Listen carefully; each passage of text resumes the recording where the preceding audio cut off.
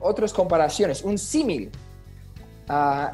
Una manera para ayudarnos, la palabra similar, eso es de donde viene. Un símil es una comparación de dos cosas, pero usa la palabra como, o a veces tal o así, pero muchas veces usa como, o está ahí la idea de cómo. La diferencia entre un símil y una metáfora, la metáfora dice que algo es otra cosa. Jesús dice, yo soy el pan de la vida. Un símil sería, yo soy como el pan de la vida. Eso sería un símil versus una metáfora. Entonces es como una metáfora, está comparando dos cosas, usando la palabra como, o a veces usa así o tal o algo así. Un ejemplo, tú eres como mi abuelo, porque en vez de decir, eres mi abuelo, eres como mi abuelo. Eso es un símil, estás comparando.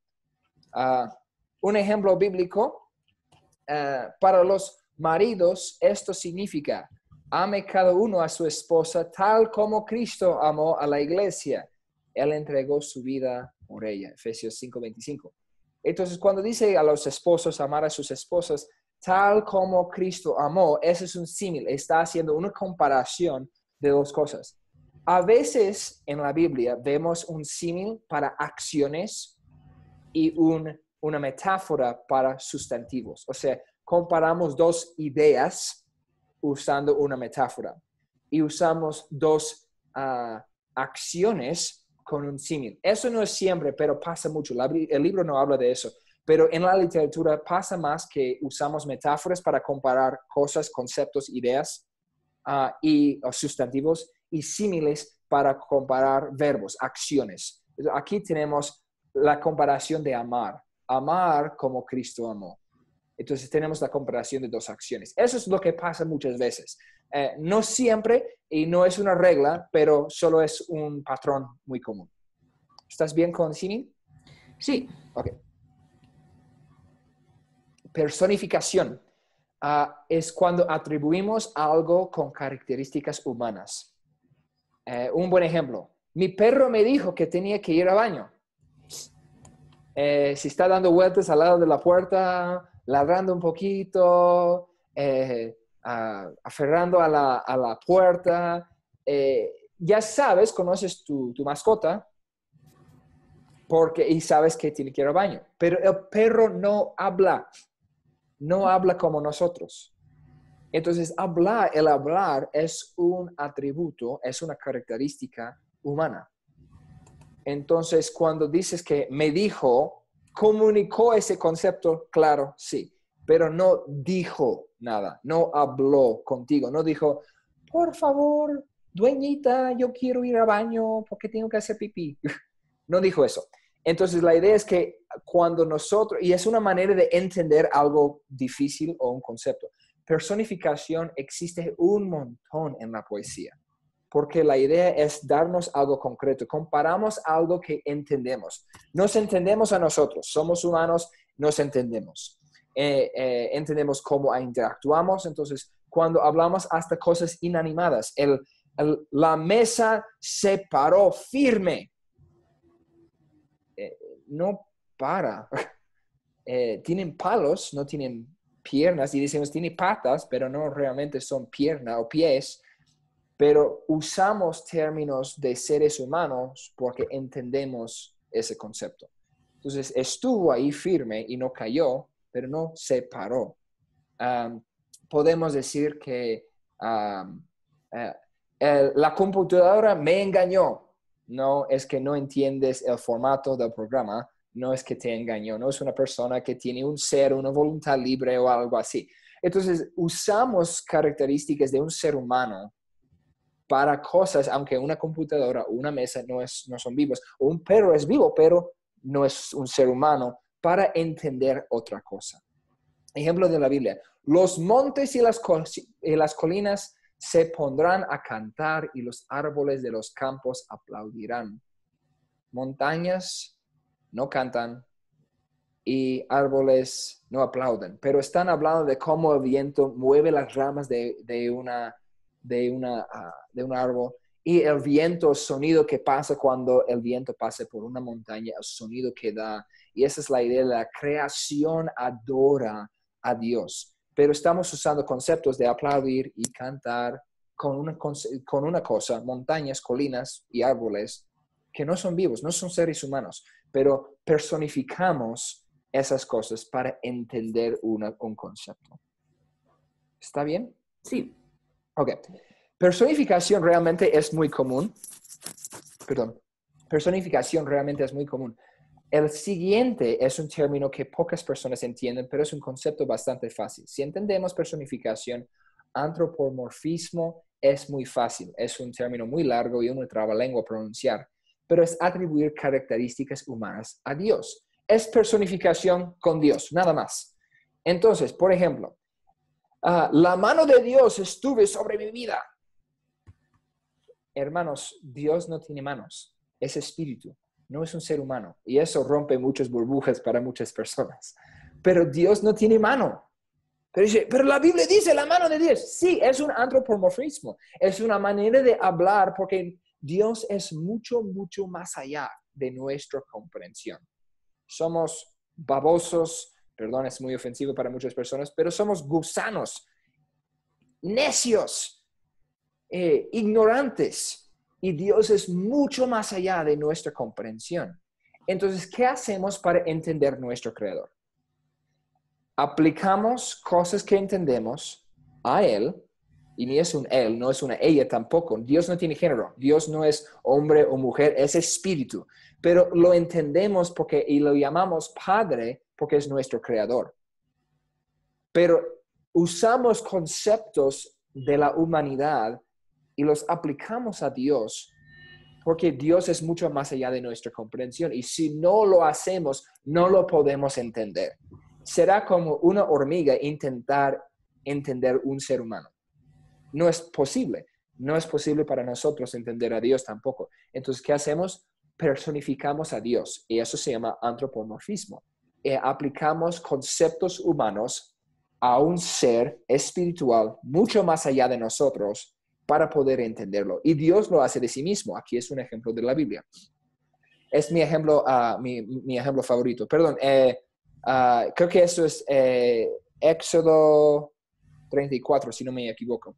Cuando pase mi gloria, Dios está hablando con Moisés aquí en el monte de Sión, cuando le entregó los 10 mandamientos. No, Éxodo 18, si no me equivoco.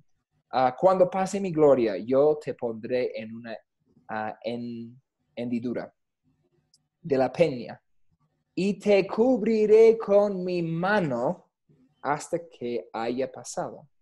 Después apartaré mi mano y verás mis espaldas, mas no se verá mi rostro. Dios no tiene mano, Dios no tiene espalda, Dios no tiene rostro, no tiene cara. Dios es espíritu, no es un ser humano con barba, con ojos, con nariz, con mocos, con uñas. Dios es un ser espiritual, no tiene forma como nosotros. Y hay gente que le gusta discutir eso y dice, no, fuimos hechos en la imagen de Dios. Sí, alma, espíritu, nuestro ser, nuestra inteligencia. Sí, tenemos atributos iguales a Dios, pero no es decir que Dios tiene 5 dedos en cada mano y 5 dedos de pie y tobillos y muñecas. Dios es espíritu y espíritu no es carne y hueso. Entonces aplicamos cosas que entendemos para poder entender a Dios y esto se llama antropomorfismo. ¿Alguna pregunta con semi-personificación o antropomorfismo? No. Ok, muy bien. Sigamos. Ok, figuras retóricas de efecto. Ironía. Ironía es una expresión de pensamiento que demuestra su opuesto. Un buen ejemplo, muy bien. ¿Qué temprano has llegado? Todo el mundo llega tarde, ¿verdad? Ya estoy llegando. Media hora después llega. ¿Qué temprano has llegado? Pero realmente estás diciendo cuando alguien llega tarde. Entonces tienes un compromiso con tu amiga y tienes que llegar a la terminal para alcanzar la flota, para llegar a Oruro, no sé. Y tu amiga llega media hora después y dice, wow, ya has llegado muy temprano. Eso es ironía. O cuando alguien dice algo necio, dice, wow, genio, bien hecho. Bueno, no es un genio, no es una persona súper inteligente, ha dicho algo necio. Entonces, eso es ironía. Un ejemplo en la Biblia. Viene de Jueces 10:14. Dice, andad y clamad a los dioses que os habéis elegido, que os libren ellos en el tiempo de vuestra aflicción. Lo chistoso aquí es que está diciendo que hay que ir y clamar a sus dioses, los dioses que has inventado, para que te libren de tu aflicción. Pero es chistoso porque ellos no pueden hacerlo. Entonces, el autor aquí está diciendo, ve a hacerlo, pero realmente no pueden hacerlo. Está usando ironía. ¿Está bien? Sí. Ok. ¿Alguna pregunta? No. Ok. Ironía es muy buena porque lo usamos en nuestra cultura también. Hipérbole. Voy a usar una expresión muy común. Es una expresión de exageración. No sé si... ¿Judith, tienes hijos? No. Ok. Gloria a Dios. Tengo hijos. Y a veces, y tal vez cuando tú eres niña, tu mamá te había dicho esto y dice, te he dicho 1000 veces limpiar tu cuarto. O pueden decir, ¿cuántas veces te he dicho esto? Y no le vas a contestar y decir 443. Hipérbole es una expresión de cuando dices 1000 veces.